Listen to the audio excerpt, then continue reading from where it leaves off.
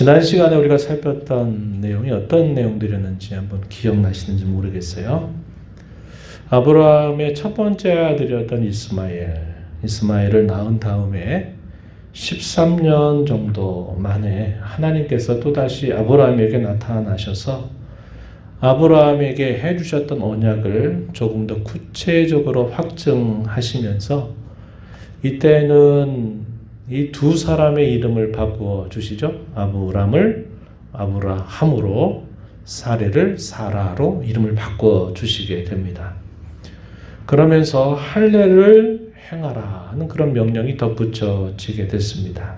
그러면서 우리는 지난 시간에 이 아브라함에게 확증해 주신 이 언약의 내용이 대단히 중요하다. 거기는 언약의 성격이 드러나고 또 그 언약에 대한 요구가 무엇인가 하는 것들도 우리가 살펴보았습니다. 그러한 언약은 옛적에 아브라함에게 약속된 것일지라도 오늘을 살아가는 저와 여러분에게 있어서도 그 언약이 계속되고 있다. 우리는 언약의 백성이다 라는 사실들을 우리가 함께 살펴보았습니다. 오늘 우리가 함께 살피게 되는 말씀은 이렇게 언약을 확정하시면서 아브라함에게 요구하실 때 이 아브라함과 사레가 어떻게 그 말씀 앞에 반응을 했는가 하는 것을 우리에게 잘 보여주고 있습니다. 오늘 그들의 모습을 우리가 살펴보면서 또 오늘 그 말씀에 비추어 저와 여러분 자신의 모습을 또 정돈해 보는 기회가 되기를 바라고, 또 주께서 우리에게 주시는 은혜가 무엇이고 또 저와 여러분을 향하신 주님의 기대가 무엇인가를 잘 깨달아서 또 순종의 자리로 나아가게 되기를 당부드립니다. 오늘 내용은 17장 후반부에 있는 내용입니다. 17절부터 쭉 소개되는데요. 먼저 그 내용을 크게 좀 나눠보면 17절부터 22절까지 내용에서는 하나님이 이들에게 약속하신 그 내용들에 대하여 아브라함과 사라가 어떻게 반응을 했는가 하는 것을 우리에게 보여줍니다. 그리고 23절부터 마지막 절까지 내용에서는 하나님께서 말씀하신 것처럼 이제 아브라함이 할례를 시행하게 되는 모습이 소개가 되고요. 18장의 1절부터 15절까지 쭉 내용에서는 이 아들에 대한 약속이 또다시 더 분명하게 얘기가 되는 그런 말씀이 나타납니다. 그래서 내년 이맘때 하나님께서 내게 아들을 주실 것이다. 그 아들의 이름은 이삭이라고 해라. 이런 말씀을 주시게 됩니다. 그런 내용들, 오늘 우리가 있는 내용들에게 해당되는 부분들이에요. 먼저 앞부분의 내용을 좀 살펴보면 하나님이 하신 약속에 대하여서 이 아브라함과 사라가 어떻게 반응을 했을까요? 먼저 17절 말씀 한번 보시기 바랍니다. 거기 보면 하나님이 이런저런 말씀하시면서 아브라함의 이름을 바꾸시고 또 사라의 이름을 또 그렇게 바꿔주시게 되면서 하나님이 얘기를 하시자 이 아브라함은 이렇게 반응을 합니다. 17절에 보니까 100세 된 사람이 어찌 자식을 낳을까? 사라는 90세니 어찌 출산하리요? 아브라함의 나이와 사라의 나이는 10살 차이가 나고 있다 하는 것을 우리가 살펴볼 수 있겠죠. 그런데 이러한 것은 아브라함이 하나님께 말씀드렸던 내용은 아닙니다. 속으로 그가 생각했던 그런 내용이에요. 여기 보면 17절 한번 보세요. 엎드려 웃으며 마음속으로 이르되, 이렇게 표현한 말입니다. 행위로는 엎드렸어요. 엎드렸다 이 말은 하나님께 대한 공손의 태도를 잘 보이고 있는 것이죠. 그런데 그의 속 생각은 어떻습니까? 하나님이 하신 말씀에 대해서 그렇게 될까 의심을 갖게 되는 모습을 보여주고 있습니다. 우리가 17절을 생각하면서 두 가지를 생각하게 돼요. 하나는 뭐냐면 아브라함 자신에 대한 것이죠. 앞서서 16절에서 어떤 말씀을 주셨냐면은 사레의 이름을 사라라 이렇게 바꾸라 그랬어요. 15절에 그러면서 16절에 이 사라의 이름의 뜻은 여러 민족의 어머니라고 하는 뜻을 가지게 됩니다. 이 말 속에 아브라함이 생각하는 게 뭐냐면 사례가 어떻게 여러 민족의 어머니가 되겠나 이런 생각이 들었을 거예요. 분명히 이 약속의 말씀에는 사라를 통해서 하나님 분명히 자식을 낳게 하신다 하는 뜻이 그 안에 포함되어 있는 거죠.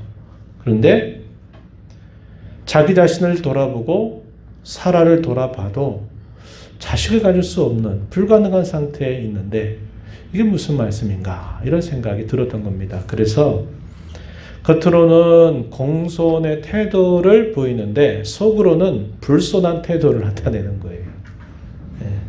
또 한 가지는 뭐냐면 하나님께 대한 것인데 금방 우리가 살폈던 것처럼 외적으로 하나님 말씀하시니까 공손한 태도를 가지고 있지만은 여전히 그의 속에서는 여러 의심을 이겨낼 수가 없는 모습을 보여줍니다. 그래서 이 아브라함이 어떻게 말씀을 하나님께 드리게 됩니까? 18절 말씀에 보면은 이렇게 말하죠. 이스마엘이나 하나님 앞에서 살기를 원합니다. 이렇게 대답을 올리게 됩니다. 하나님은 속마음까지 다 보시는 분이시죠. 우리가 사람과의 관계에서는 내가 속으로 어떤 생각을 했는지는 잘 드러나지 않을 수 있어요. 또 숨길 수도 있습니다. 그런데 하나님 이미 속을 다 들여다보고 계시는 거예요. 그런데 이 어투 속에는 무슨 말씀이세요, 하나님? 지금 보시다시피 우리는 자식을 가질 수 없는 거 아닌가요? 이런 생각을 하면서 하나님, 내게 주신 이스마엘 아들만이라도 하나님 앞에 잘 살기를 원합니다. 더 이상 더는 기대하지 않는다 하는 식의 이런 태도를 보이고 있다 하는 겁니다. 이러한 태도에 관한 한 사라의 태도도 역시 아브라함과 같았습니다. 우리 한번 뒤로 가볼까요? 18장 12절 말씀을 한번 보시기 바랍니다. 사도행전 18장 12절 보면 사라도 겉으로는 차마 그렇게 말씀 못 드리고 속으로 웃으면서 이렇게 말했어요. 12절 보세요. 내가 노쇠하였고 내 주인도 늙었으니 내게 무슨 즐거움이 있으리요. 이 즐거움이 있다 이 말은 무슨 말입니까? 오랜 시간 동안 무자하게 자식 없이 살았던 나에게 자식을 갖는 일은 앞으로도 안 될 일 아닙니까? 이런 식의 태도를 보이고 있다 하는 것입니다. 그래서 아브라함이나 이 사라의 태도는 동일했어요. 외적으로 하나님 앞에 공손의 태도를 보이긴 하지만 마음속으로는 불손한 생각을 가지고 있었던 것입니다. 근데 이렇게 반응할 수밖에 없었던 이유는 분명합니다. 18장 11절 말씀에 보면은 아브라함과 사라는 이미 나이가 많아 늙었고 이 사라에게는 생리가 다 끊어진 지 오래되었기 때문에 자식을 갖는다는 것은 불가능했기 때문에 어쩌면 이런 태도는 충분히 이해할 수 있는 그런 태도가 될 것입니다. 그런데 하나님께서는 이들의 이런 생각을 다 아신 것이죠. 그러면서 분명히 하나님이 아브라함에게 또다시 말씀하십니다. 19절 말씀 한번 보세요. 17장 19절에 돌아가셔서 보시면은 아니라 내 아내 사라가 내게 아들을 낳을 것이다. 너는 그 이름을 이삭이라 하여라. 내가 그와 내 언약을 세우리니 그의 후손에게 영원한 언약이 될 것이다. 이렇게 하나님이 말씀을 해 주시게 됩니다. 이삭이라고 하는 말 보면은 거기 번호가 있죠? 밑으로 쭉 내려가시면 2번 뭐라고 써 있어요? 웃음. 이삭이라고 하는 이름의 뜻은 웃음이라고 하는 뜻입니다. 이름을 이삭이라 해라 할 때 이삭이라고 하는 이름의 뜻은 약간 의미들이 겹쳐요. 하나는 뭐냐면 아브라함과 사라가 하나님의 약속을 말씀을 들었을 때 에이 그게 가능한 일입니까?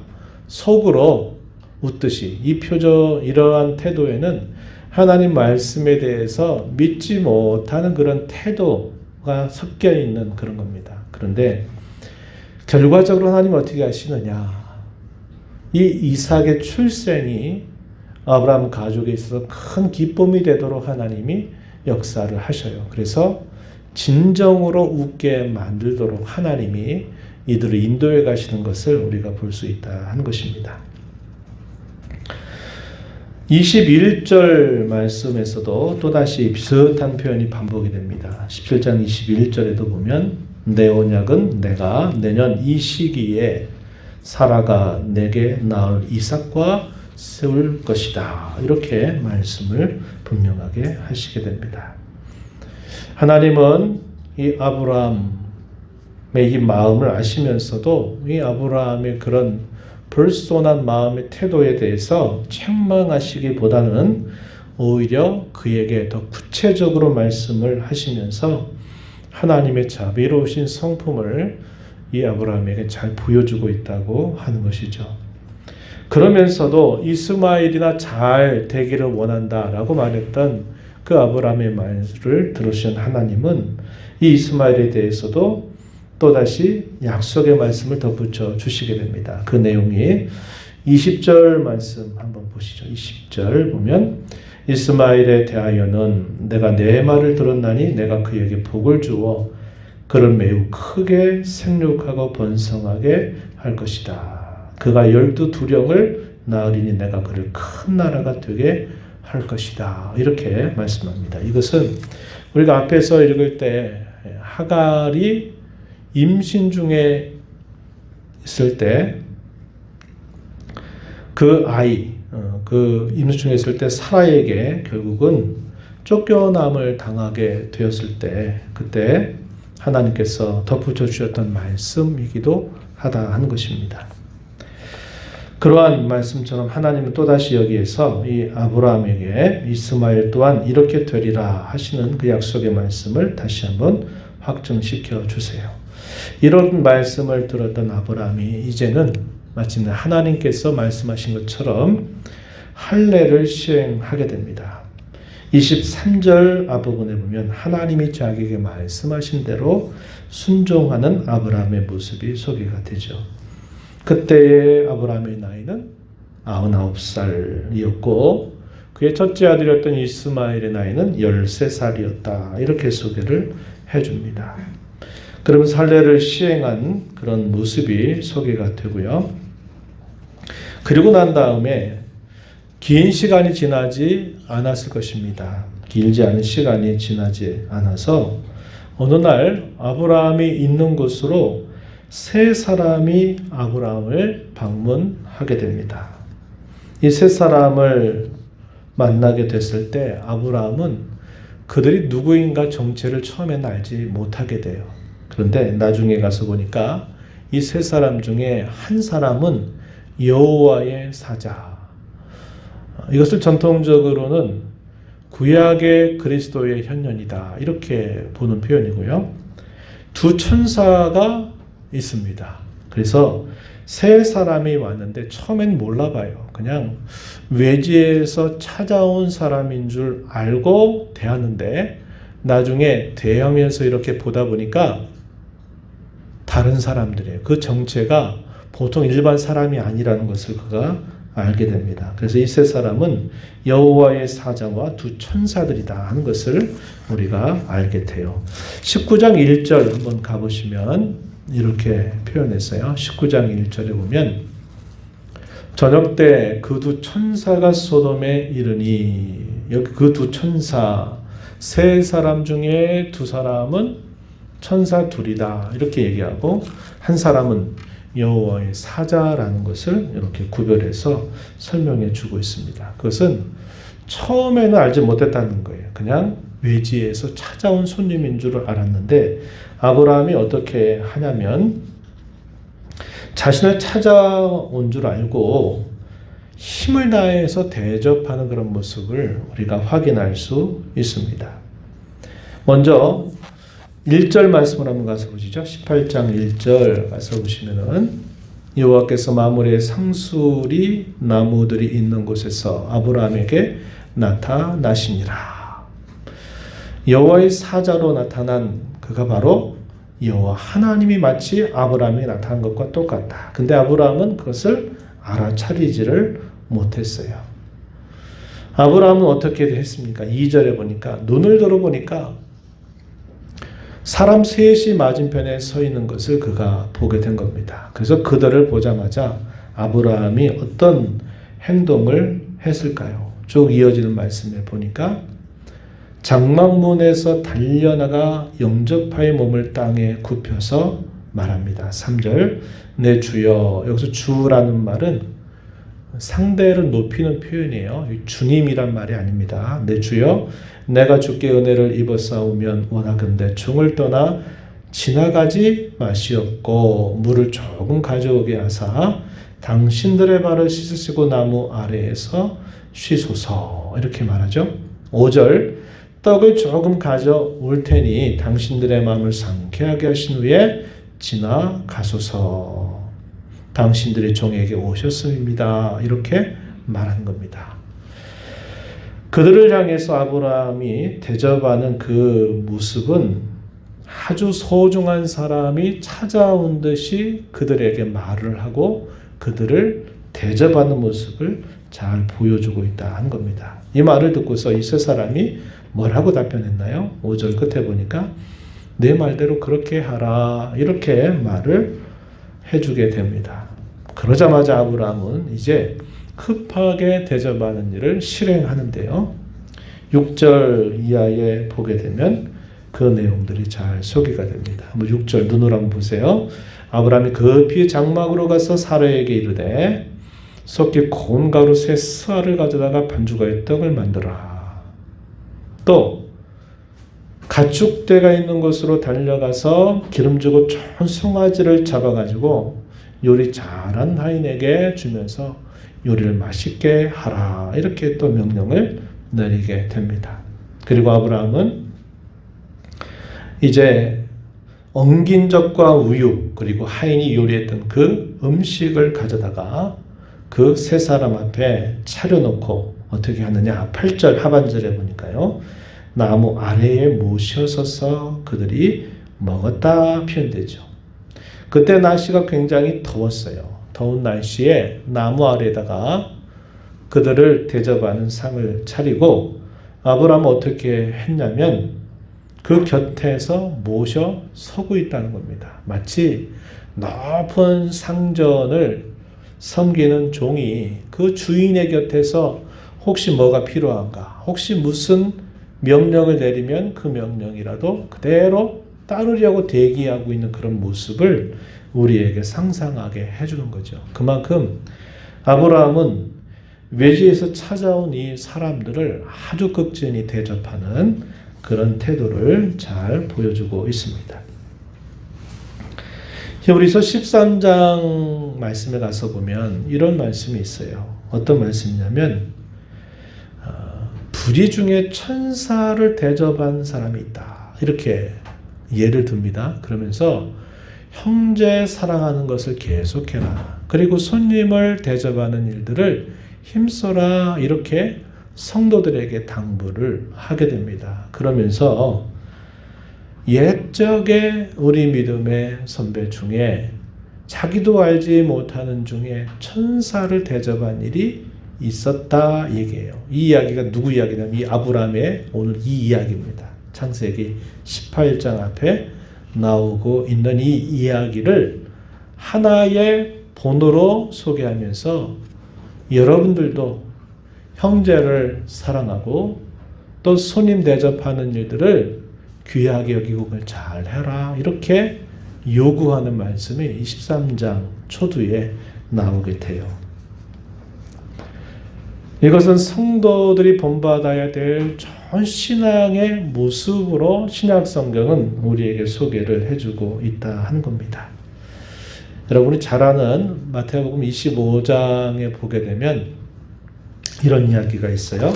한번 좀 찾아보실까요? 마태복음 25장 35절, 34절 이하로 한번 여러분 잠깐 보실까요? 신약 성경 44쪽 전후가 됩니다. 신약 성경 44쪽 전후 마태복음 25장 34절 양과 염소의 비유를 통해서 최종적인 심판에 대한 말씀이 주어지는 부분인데요. 34절 말씀 한번 보시고요. 먼저 32절 읽어볼까요? 모든 민족을 그 앞에 모으고 각각 구분하기를 목자가 양과 염소를 구분하는 것 같이 하여. 33절 양은 그 오른쪽 그 오른편에 염소는 왼편에 두리라. 34절 이하 우리 한번 소리내서 한번 천천히 읽어보겠습니다. 34절 시작. 그때에 임금이 그 오른편에 있는 자들에게 이르시되 내 아버지께 복받을 자들이여 나와 창세로부터 너희를 위하여 예비된 나라를 상속받으라. 계속 봅니다. 내가 줄일 때 너희가 먹을 것을 주었고 목마를 때 마시게 하였고 나그네 되었을 때 영접하였고 헐벗을 때 옷을 입혔고 병들었을 때 돌보았고 옥에 갇혔을 때 와서 보았느니라. 이렇게 임금이 오른편에 있는 이들에게 이렇게 말합니다. 창세로부터 너희를 위하여 예비된 나라를 상속받으라. 이렇게 말하면서 너희가 이렇게 하였다. 이렇게 말씀을 하는 겁니다. 그랬더니 이들이 뭐라고 반응을 하냐면 37절 보니까 이렇게 말합니다. 주여 우리가 어느 때 주께서 줄이신 것을 보고 음식을 대접했고 목마르신 것을 보고 마시게 하였고 나그네 되신 것을 보고 영접하였고 헐벗으신 것을 보고 옷 입혔나이까 병드신 것이나 옥에 갇히신 것을 보고 가서 언제 우리가 배웠나이까 라고 물을 것이다. 그때 임금이 대답하는 말 40절 우리 함께 다시 읽어봅니다. 임금이 대답하여 이르시되 내가 진실로 너희에게 이르노니 너희가 여기 내 형제 중에 지극히 작은 자 하나에게 한 것이 곧 내게 한 것이니라 하시고 오른편에 있는 자들에게는 창세로부터 예비된 나라를 상속받아라 이러한 판결이 내려지게 되는데 그들이 이 땅에 살면서 어떻게 살았는가 이렇게 쭉 설명해 줘요. 그런데 우리는 주님을 그렇게 한 적이 한 번도 없는데요. 무슨 말씀이세요? 라고 물었더니 임금이 대답해 주시기를 너희가 지극히 작은 자 한 사람을 보고 그 사람에게 한 것이 곧 나에게 한 것과 다름이 없다. 똑같다. 이런 말씀을 하신다는 거예요. 그럼 왼편에 있는 자들은 이와 반대되는 모습이 그려지겠죠. 그래서 우리가 이 구절을 통해서 봐도 이것이 이 땅에 성도로 살아가는 저와 여러분이 어떻게 살아가야 될까에 대한 매우 구체적인 가르침을 우리에게 덧붙여 주고 있는 것입니다. 우리는 나에게 도움이 될 만한 사람, 또 나에게 어떤 이해관계에 얽혀있는 사람에게는 우리가 뭔가 좋은 일들을 하는 것들을 이렇게 어려워하지 않아요. 그러나 아무런 상관이 없는 사람에게 대해서는 역시 우리도 별 상관없이 살아갈 때가 많아요. 그런데 우리 성도는 어떻게 살아야 되느냐? 모든 사람들을 그리스도의 마음으로 선대하며 살아가는 자세를 가져야 된다. 이렇게 말씀을 하십니다. 사람들이 돌아보지 않는 그런 어려움에 있는 사람들에게 내가 주의 마음으로 그들을 대하는 것이 곧 마치 누굴 대하는 것과 같다고요? 우리 예수님을 대하는 것과 같다. 이렇게 말씀을 하시는 겁니다. 아브라함이 세 사람이 방문했을 때 외지 사람이 왔으니까 뭐 굳이 관심 안 가져도 될 뻔한데 외지에서 자신을 찾아왔다 생각하고서는 이 세 사람을 극진히 귀한 손님으로 대접하는 그런 모습은 그가 평상시에도 그가 어떤 목적을 가지고 그렇게 한 것이 아니라 늘상 어떤 외지 사람들이 찾아올 때 그는 늘 이러한 태도로 그들을 대했다 하는 것을 우리로 생각하게 해준다 하는 것입니다. 그래서 이렇게 하다 보니까 나중에 이 세 사람이 아까 말씀을 드렸듯이 그냥 일반적인 사람이 아니었어요. 여호와의 사자를 배우면서 그가 누구를 본 것을 알게 돼요? 하나님을 만난 것으로 그가 알게 되죠. 그리고 두 천사라는 것을, 아니 사람의 모습으로 나타난 천사입니다. 그 천사들이 어디 가냐면 소돔과 고모라 성을 심판하러 이제 가는데, 먼저 어디를 들렸냐면 이 아브라함이 있는 곳을 들르게 되었다는 것을 알게 됩니다. 이렇게 정성스럽게 대접을 받았던 이 세 사람 가운데서 한 사람이 이렇게 또다시 이야기를 합니다. 너희 안에 사라가 어디 있느냐? 때마침 그 사라는 장막 뒤에 있었어요. 아마 뭐 이것저것 준비하느라 바쁘게 있다가 이제 자기는 그 뒤에서 있었던 것 같아요. 그래서 사라가 어디 있느냐라고 묻습니다. 그러면서 뭐라고 약속을 하냐면 10절 한번 보세요. 18장 10절 이렇게 말합니다. 그가 이르시되 내년 이맘때 내가 반드시 내게로 돌아오리니 내 안에 사라에게 아들이 있으리라 하시니 사라가 그 뒤 장막문에서 들었다 이렇게 말합니다. 이때부터 이분들이 보통 사람들이 아니로구나 하는 것을 아브라함이 알아차리게 된 겁니다. 그러면서 한 말이 똑같이 했던 말이죠. 우리가 앞에 17장에서 이야기했던 그 말씀과 동일한 말이죠. 내년 이맘때 내게 아들이 있으리라. 반드시 너에게 내가 돌아오겠다. 그때 아들이 있을 것이다. 이 말은 아들을 낳을 것이다. 이렇게 약속하시는 말씀이었습니다. 이런 말을 누가 들었어요? 사라도 장막 뒤에서 듣고서는 아까 우리가 읽었던 그런 태도를 보인 겁니다.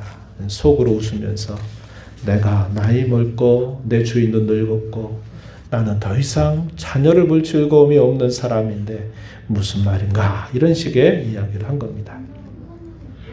그러자 어떻게 말씀하나요? 13절 한번 보세요. 18장 13절 하나님께서 아브라함에게 이렇게 말씀하셨어요. 사라가 왜 웃으며 이르기를 내가 늙었건 어떻게 아들 낳으리요 하느냐, 책망하시듯이 이렇게 이야기를 하신 것입니다. 그러면서 하나님 말씀하세요. 14절에 여호와께서 능하지 못한 일이 있겠느냐, 기한이 이를 때 내가 내게로 돌아오리니 사라에게 아들이 있을 것이다. 이렇게 분명하게 말씀을 하시게 됩니다. 사라가 두려웠어요. 자기 속마음이 들켰잖아요. 근데 그러다 보니까 그가 나타나가지고 하는 말, 뭐라고 말합니까? 15절에 부인하여 이르되 내가 어찌 아니하였나이다. 그랬더니 대답하시기를 아니라 네가 웃었다. 이렇게 대답을 하시는 겁니다. 아브라함이나 이 사라가 웃었더니 그건 아까 말씀드렸듯이 의구심이에요. 그런 일 어떻게 됩니까? 불가능한 말씀하시네요. 우리 처지를 모르고 하시는 말씀이네요. 이런 식의 태도로 웃은 그런 태도죠. 근데 하나님께서 어떻게 하시냐면 정말 웃음을 주시는 결과를 가져다 주셨다 한 것입니다. 21장 한번 6절 한번 가보실까요? 창세기 21장 6절 가서 보시면은 이렇게 실제로 이삭을 낳고 난 다음에 이렇게 사라가 감격스럽게 고백하는 말씀이 나타납니다. 6절 보면 사라가 이르되 하나님이 나를 웃게 하시니 듣는 자가 다 나와 함께 웃으리로다. 이렇게 표현했어요. 내게 무슨 즐거움이 있겠습니까? 라고 의구심 또 불손한 그런 생각을 가졌던 사라에게 하나님은 약속하신 대로 1년이 딱 지나면서 하나님이 아들을 낳게 하신 것입니다. 그랬더니 이 사라가 내게 이러한 기쁨을 주셨다고 감격하면서 모든 사람이 나와 함께 웃을 것이다 라고 이렇게 감탄하는 그런 반응을 하게 된다 하는 겁니다. 하나님의 능력으로 말미암아 그 아들이 태어나게 된다 하는 것을 우리가 이걸 통해서 확인할 수 있게 되는 것입니다.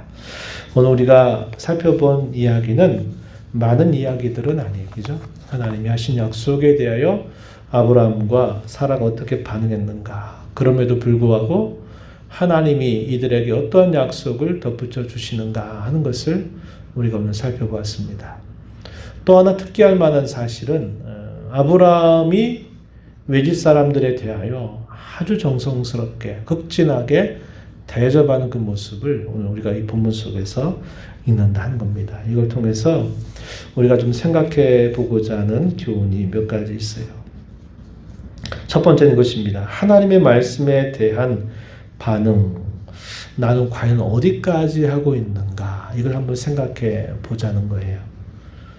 아브라함과 사라의 반응은 사람 편, 우리가 상식적으로 봤을 때는 그것은 지극히 당연한 상식이었어요. 왜? 나이가 들어서 자식을 낳을 수 없고 무자하게 자식 없이 그 오랜 세월들을 지나왔기 때문에 자식을 갖는다는 것은 이제 더 이상 생각지도 않고 기대도 하지 않는 일이었어요. 그래서 자신의 입장에서 봤을 때는 당연한 상식적인 반응이에요. 그러나 하나님이 보실 때는, 하나님 앞에 볼 때는 그것은 불신앙적인 태도에 가까운 것이다 하는 것입니다. 우리가 상식적인 선에서 하나님의 말씀에 대해 반응하는 태도는 어느 정도 선일까 한번 생각해 봅니다. 하나님이 내게 은혜를 베푸셨다는 것에 대하여 우리가 그것을 은혜로 아는 것은 어떨까요? 상식적인 거죠. 어떤 사람이 나에게 굉장히 많은 호의를 내게 베풀었어요. 그럼 우리 마음은 어떤 마음을 갖게 됩니까? 아, 저 사람이 내게 정말 이렇게 많은 호의를 베풀어 줬는데 아니, 나도 뭔가를 좀 보답해 줘야 되지 않겠냐 이렇게 생각하죠. 특별히 이렇게 우리 나이가 많으신 우리 어르신들은 이런 생각이 기본적으로 이렇게 습관처럼 딱 배어 있어요. 그죠? 배어 있어요.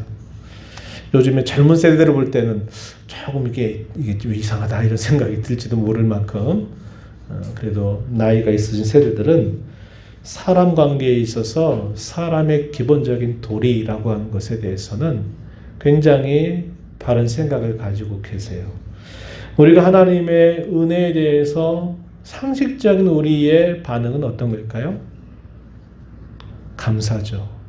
감사해요. 그런데 실상 우리를 돌아보면 감사를 너무 많이 잊고 살잖아요. 그것은 하나님이 우리에게 찾아오실 때 그분에 대하여 반응하는 우리의 수준이 기본적인 상식에서도 미치지 못하고 있다는 것을 우리는 알게 되는 겁니다. 하나님이 먼저 우리를 사랑하셨어요. 그 사랑이 너무나 크고 깊고 넓어요. 그러면 우리도 상식적인 반응은 어떻게 합니까? 하나님을 사랑해야죠. 그렇잖아요. 그게 상식적인 겁니다. 그런데 우리는 그렇지 못할 때가 너무나 많다는 거예요. 하나님의 은혜에 대한 감사를 잊어버리고 원망하고 불평할 때가 너무나 많고 하나님이 사랑한다고 하는 것을 알면서도 우리는 하나님을 사랑하는 일들을 너무 게으르고 태만하게 행할 때가 너무나 많다는 거예요. 이것은 우리가 하나님께 대한 상식적인 그런 반응도 하지 못하고 있다는 것을 우리는 보게 되는 것입니다. 그런데 하나님은 때때로 어떻게도 하시냐면 이렇게도 하세요. 오늘 이 아브라함과 사라에게 말씀하셨던 것처럼 상식적으로도 이해가 되지 않는 그런 요구를 하나님이 행하실 때도 분명히 있다고 하는 거예요. 상식적인 것 요구하는 게 아니죠. 그 이상을 요구하실 때가 있다는 거죠. 납득이 되지 않고 이해가 안 되고 도무지 설명을 이해할 수 없는 그런 요구를 하나님 가끔씩 하실 때도 있다 하는 겁니다. 성경에 잘하는 이야기 가운데 여러분 이런 이야기 있죠. 엘리야 시대에 엘리야와 시돈 지역에 있었던 사르밧 과부 이야기 여러분 아시죠? 잘 아시죠? 먹을 것이 다 떨어졌어요. 너무나 기근이 심해서 먹을 것이 다 떨어져 있는데 하나님이 엘리야에게 명령하기를 너 그 집에 찾아가서 거기에서 떡 하나 구워달라고 요구해라 이렇게 얘기하는 거예요. 근데 그때 마침 상황은 어떤 상황이었어요? 아들 하나하고 과부 한 사람이 있어서 이제 더 이상 먹을 것도 없고 이제 한 끼 먹고 이제는 더 이상 안 되겠구나. 한 번 해먹을 그 양식 남아있는데 그거를 먼저 자기에게 해달라고 요구하라는 거예요. 하나님이 엘리야에게 그렇게 말씀하세요. 그러니까 하나님은 엘리야는 그 하나님 말씀 받고 어떻게 합니까? 그대로 순종해요. 그 여인은 어떻게 합니까? 우리 이거 한 끼 먹고 이제 우리도 더 이상 살 수 없다고 체념 섞인 듯이 이야기하는데 엘리야는 아니라 그래도 먼저 떡을 하나 구워주고 남으면 너희 먹어라. 이렇게 요구를 한 겁니다. 이건 도무지 상식으로는 이해할 수 없는 요구를 하는 거예요. 그죠? 근데 결과가 어떻게 됐습니까? 가뭄이 끝날 때까지 밀가루 그리고 기름이 마르지 않도록 하나님이 날마다 창조하시는 역사를 이루어주시는 거예요. 마치 우리 베세다의 광야, 베세다 광야에서 오병이어의 기적처럼 하나님이 축복하시고 떡을 떼는데 그 떡이 계속 떨어지는 거예요. 계속. 떼서 하면 또 떡이 또 있고 계속해서 장정만 5,000명 정도가 되는 그 사람들을 다 먹이신 기적 같은 일, 그것이 이 사르밧 과부에게 나타났던 것, 우리가 결과를 알고 있어요. 엘리야의 제자가 누굽니까? 엘리사죠. 엘리사가 또 선지자로 활동할 때 또 그런 도무지 납득이 되지 않는 또 하나의 이야기가 있어요. 어떤 이야기일까요? 엘리사와 당시의 대적나라의 장수였던 나하만과 얽힌 이야기. 여러분 잘 아시죠? 뭘 얘기합니까? 이 나하만이 왕에게 총명을 받는, 아주 총애를 받는 그런 군대 장관이었어요. 근데 문둥병이, 나병이 이렇게 들어서 그것 때문에 괴로워하니까 알려주죠. 저기 엘리사를 찾아가면 혹시 나을 수 있다라는 소식을 알려주니까 찾아와요. 예물들을 많이 준비해가지고 찾아옵니다. 근데 엘리사가 어떻게 해요? 얼굴 한번 보지도 않잖아요. 뭐라고 말합니까? 요단강에 가서 몇 번? 7번 씻으래요. 그럼 어린아이 같이 깨끗하게 된다고 얘기하는 거예요. 이게 얼마나 그게 불손한 태도겠어요. 이해가 안 되는 그런 요구를 한 겁니다. 그랬더니 옆에 있는 신의 아들이 지혜로웠어요. 아니, 그거 왜 못합니까? 그 말 듣고 이제 순종했더니 어떻게 됐어요? 실제로 어린아이와 같은 피부로 깨끗함을 입었던 그 나아만, 그리고 그걸 통해서 자신이 변화된 그런 놀라운 기적 같은 일이 일어나잖아요. 이와 같이 하나님이 때때로 우리의 상식으로 이해되지 않는 것들을 요구하실 때가 있어요. 근데 그것은 그냥 요구하시는 게 아니라 분명히 어떤 뜻을 두고 요구하신다는 거예요. 그럴 때조차도 우리는 어떻게 해야 될까요? 맡기고 순종하는 자세를 가져야 된다 하는 겁니다. 저와 여러분이 하나님의 말씀에 대한 반응이 이 정도까지 가도록 기도하고 하나님이 무엇인가 요구하신다는 것이 분명해질 때 그냥 믿음으로 순종하는 자세를 갖는 것이 대단히 중요함을 우리는 배우게 되는 거예요. 우리가 여기 읽었던 18장 14절 말씀에서 하나님께 능하지 못한 일은 없다 그러면서 이 아브라함을 책망하셨던 일이 있었어요. 맞습니다. 하나님이 분명히 못하신 일이 없어요. 그런데 하나님이 능하지 못한 일이 없는데 하나님이 그런 능력을 행하실 때는 우리가 두 가지 정도를 생각해 봐야 돼요. 하나는 하나님 그런 능력을 행하실 때는 그분의 뜻을 따르셔서 능력을 행하신다는 거예요. 이게 첫 번째. 두 번째는 하나님 그런 능력을 행하실 때 지혜를 발휘하신다는 거예요. 하나님의 지혜를 나타내세요. 근데 우리가 하나님께 도와달라고 능력을 구할 때 우리가 많이 하는 실수가 이 두 가지에서 달라져요. 우리가 하나님 앞에 도와달라고, 하나님 능력을 내게 베풀어 달라고 요구할 때 첫 번째 실수는 뭐냐? 하나님의 뜻을 고려하지 않고 누구 뜻 고려합니까? 내 뜻을 생각해가지고 무조건 해달라고 요구를 하는 게 첫 번째 실수. 두 번째 실수는 뭐냐? 내가 원하는 때, 해달라는 거예요. 내가 원하는 때 지금 나한테 이런 일들을 하나님이 해달라고 우리가 요구하는 겁니다. 그런데 하나님이 그런 능력을 행하실 때는 분명히 그분의 뜻을 따르고 또 하나는 하나님이 가장 지혜를 발휘하시는데 그 지혜가 나타나는 게 뭐냐면 가장 적절하고 적당한 때 하나님이 그분의 능력을 베풀어 주신다고 하는 것입니다. 그래서 우리가 하나님께 도움을 구하고 하나님의 능력을 우리는 구하며 살아야 되는데 그럴 때 이 두 가지를 잘 생각할 수 있어야 돼요. 이게 하나님의 뜻인가 아니면 이건 내 뜻인가.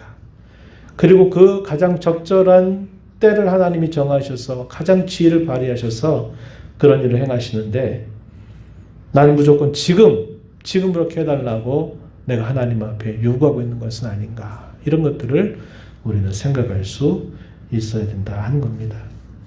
하나님은 가장 적당하다 생각하실 때 하나님 그분의 능력을 나타내 주세요. 그것은 오늘 저와 여러분에게도 마찬가지라고 하는 겁니다. 우리가 이런 부분들을 잘 생각하면서 하나님을 섬기는 자세를 가져야 되겠고 마지막으로는 우리가 살폈던 것처럼 형제 사랑하는 일, 힘쓰는 것은 우리가 삶을 통해서 하나님께 예배하는 것과도 같은 일이다라고 신약성경 우리에게 가르쳐 줍니다. 모든 일에 주의 마음으로 모든 사람에게 선대하는 자세를 갖도록 우리는 힘을 기울여야 된다 하는 겁니다. 이것은 형제의 사랑을 실천하는 길이고 우리의 삶을 통해서 하나님을 예배하는 길임을 히브리서 13장 1절과 2절 또 15절 보면 이런 말씀을 해주세요. 오직 선을 행함과 서로 나누어 주기를 잊지 말라. 하나님은 이 같은 제사를 기뻐하시느니라. 이렇게 알려줍니다. 내가 어떤 목적을 가지고 어떤 사람에게 잘하는 것은 아첨이 될 수 있어요. 그죠? 그러나 내가 주께로부터 받은 그 사랑에 대한 감사로 내가 모든 사람을 주님의 마음으로 선하게 대하려고 하는 자세를 갖는 것은 정말 귀한 일입니다. 아까 우리가 마태복음 25장에서 읽었던 것처럼 사람들이 거들떠보지 않는 그리고 사람들에게 멸시당하는 지극히 작은 사람, 관심의 대상이 되지 않는 그 한 사람에게 한 것이 곧 내게 대하여 한 것과 같다. 이렇게 말씀하신 것을 기억하면서 내가 하나님께 큰 사랑, 큰 은혜 받은 자임을 기억하면서 내가 늘 모든 사람에게 주의 마음으로 그렇게 대하면 하루를 살아가게 해달라고 기도하고 힘써 나가는 저와 여러분의 삶이 되어야 하겠습니다. 하나님 아버지 감사합니다. 오늘 저희가 나눈 이 말씀을 통하여 또 몇 가지 교훈들을 저희가 함께 되새깁니다. 하나님 말씀에 대하여 저희가 어느 정도로 반응하고 있는가 한번 생각해 보게 하시며 깨우쳐 주시기를 바라고 하나님께서 약속하신 바를 이루실 능력을 베푸실 때에도 하나님께서 하나님의 뜻을 따라서 가장 지혜롭고 적당한 때에 그런 일을 하신다는 것을 저희로 늘 생각하여 하나님을 섬기게 하시고 저희가 이 땅에 사는 동안 받은 은혜와 사랑을 기억하면서 모든 사람들에게 주의 마음으로 선대하며 살아가는 삶이 되도록 저희들을 인도하여 주시옵소서. 예수님 이름으로 기도드리옵나이다. 아멘.